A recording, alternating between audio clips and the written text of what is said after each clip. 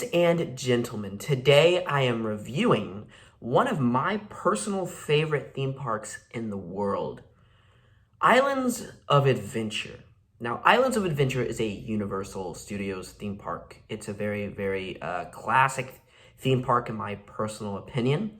It opened in 1999 and holds a special place in my heart. Now, as a kid, Islands of Adventure always had a sort of wonder, in my eyes. I always enjoyed it, but I never fully appreciated the park until, well, now.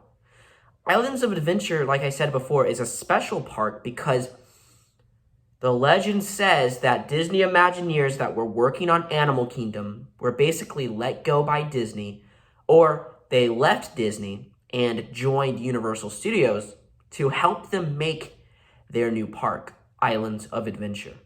Basically, Animal Kingdom and Islands of Adventure competed. Animal Kingdom opened 1 year before Islands, and then Islands opened the following year. Islands of Adventure, in my personal opinion, is way better themed compared to its other park, Universal Studios Orlando.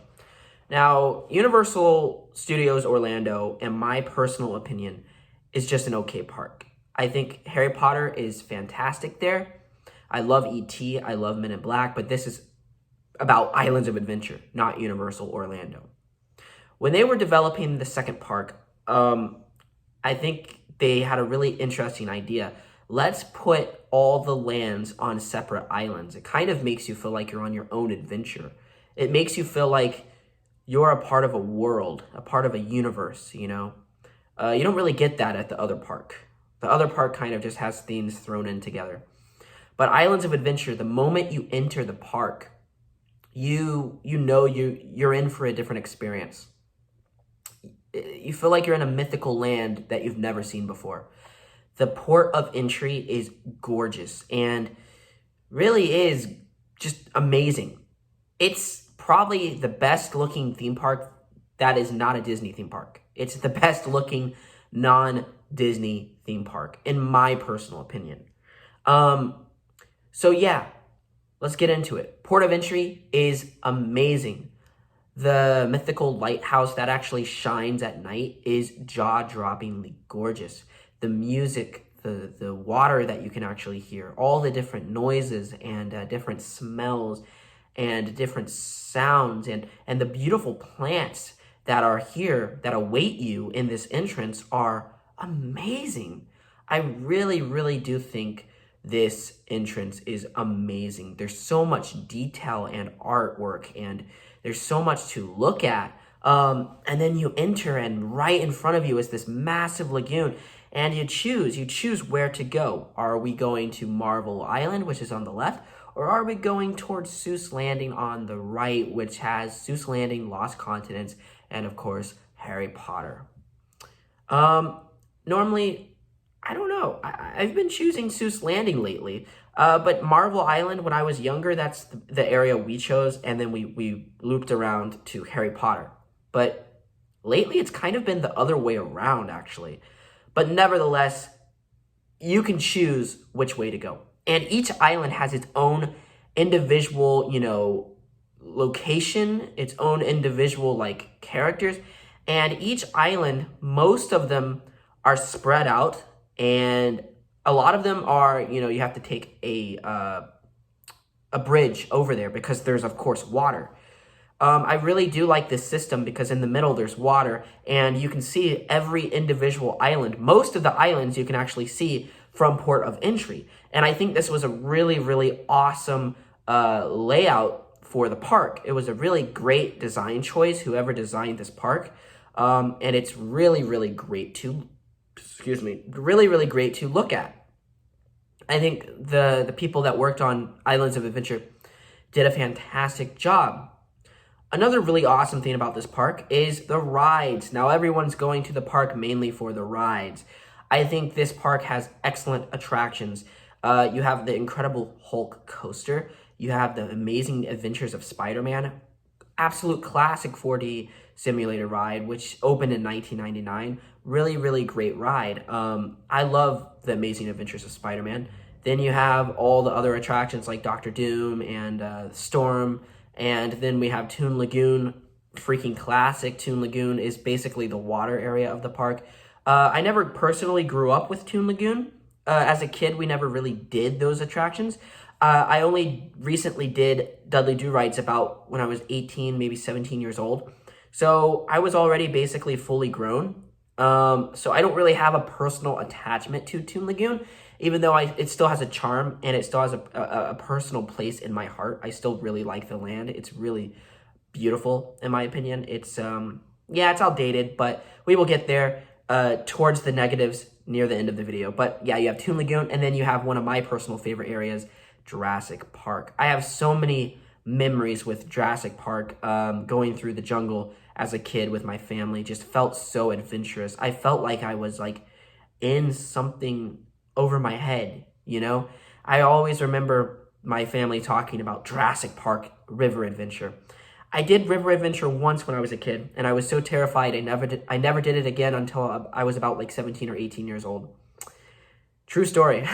But I remember doing that ride, and my cousin Jack lost his hat on that ride, which is so many memories. He had a Jaguar hat he was wearing, Jacksonville Jaguars, and he lost the hat on the ride. So many great memories.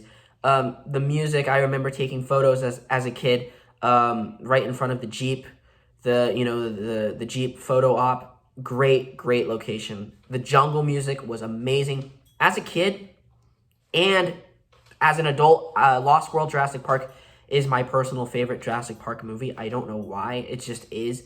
And I always enjoyed the music in this land. And oh, don't even get me started. Camp Jurassic is basically Tom Sawyer Island. In my opinion, it's not as cool as Tom Sawyer Island, but it's still really darn good.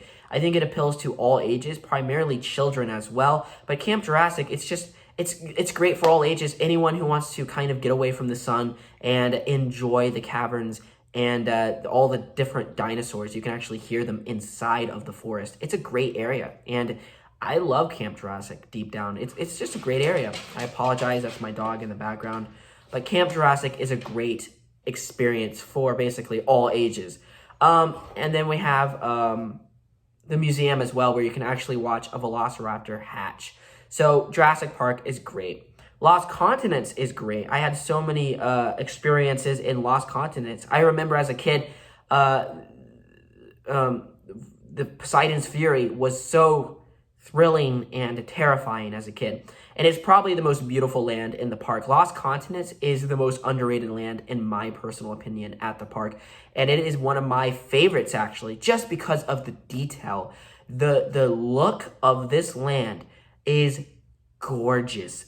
Everything is oozing with personality. And yeah, it doesn't have a ride, but it is just beautiful. And it has one of the greatest restaurants in theme park history, which is Mythos. I love this freaking restaurant. And of course, you have Harry Potter, Hogsmeade, which is gorgeous. I mean, I've said it before and I've said it again. This land is amazing. Whoever is a big Harry Potter fan, you will love this land. Every single stone, every single piece of detail is faithfully recreated from the films.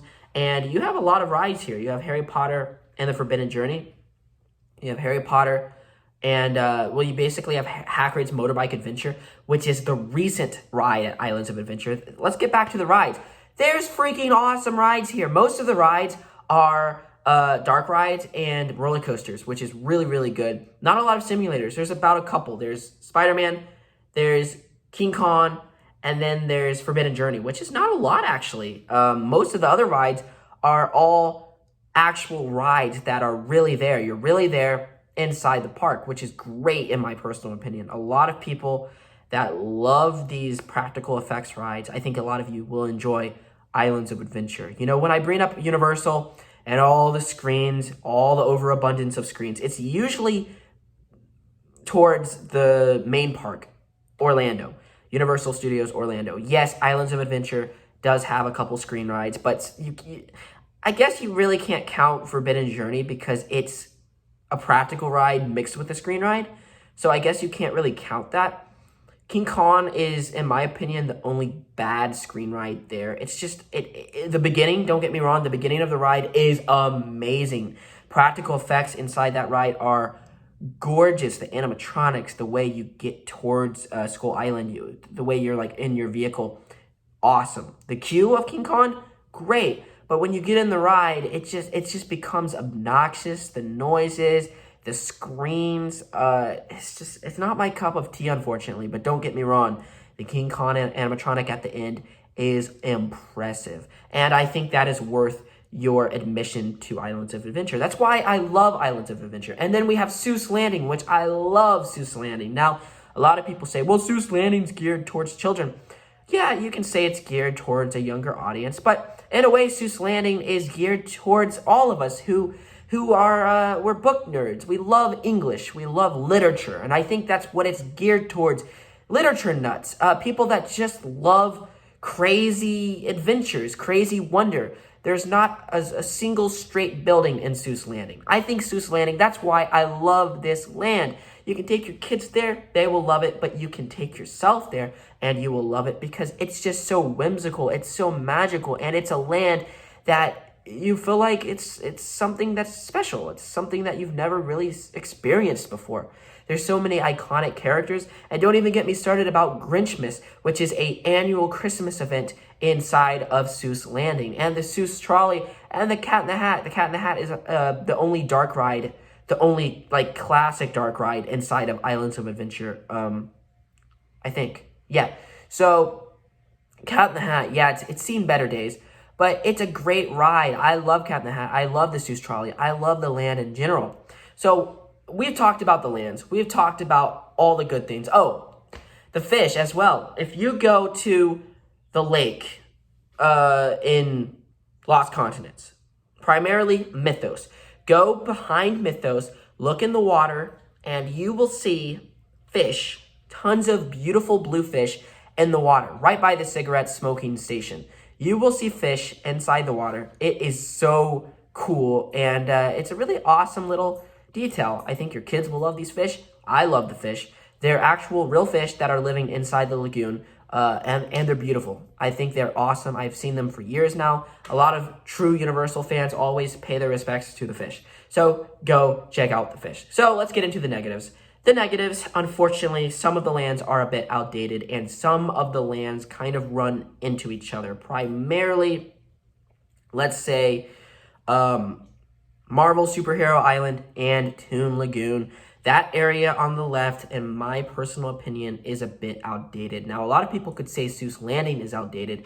I don't think it's really outdated. I think it just needs kind of like, a sprucing up. But I do think Marvel Island, especially Toon Lagoon, is outdated, in my opinion. Now, my problem is that these two lands, I could see what they were going for. They're going for a real comic booky looking land. The city of Marvel Island, unfortunately, isn't grand, in my opinion. It's cool walking through. You feel like you're walking through a comic book. It's really awesome to look at. But unfortunately, Toon Lagoon and Marvel Superhero Island kind of run together. It has this basic comic strip plastic looking area. It's just cut out buildings, nothing too seriously themed. And I think that's one of the negatives that I have with Islands of Adventure.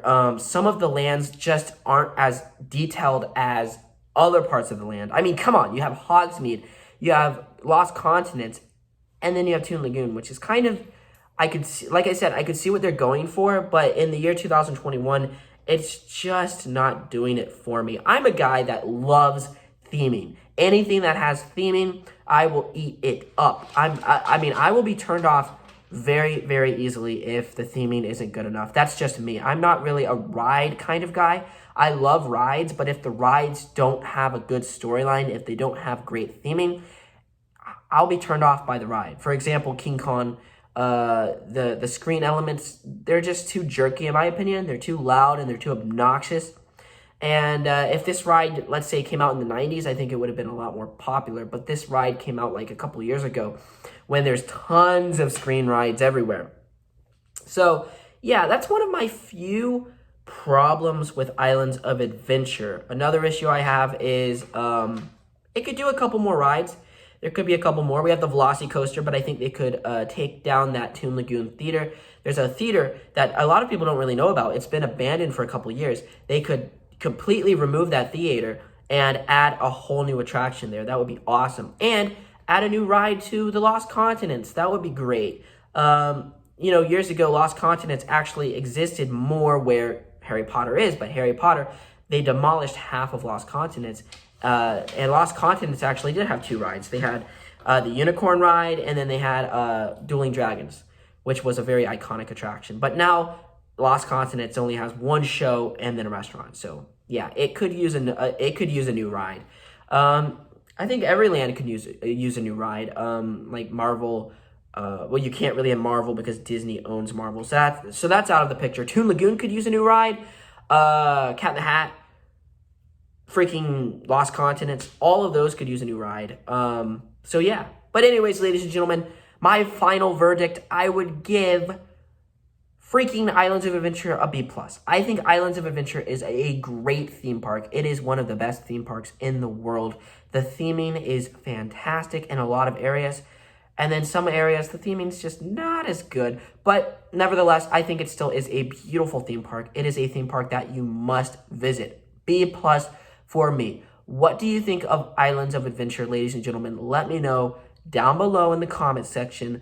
Please let me know how you think of this park. And do you like this park over Universal Orlando, or do you like them about the same, or do you hate both of these parks? Are you guys Disney nerds? Are you guys Universal nerds? Let me know down below. Yeah, this video was a big one, but I hope you enjoyed it. I hope you guys stuck with me until the end. Please share this video with your friends and leave a like, comment down below, subscribe, do whatever the heck you would like to do, and goodbye. Bye, everyone!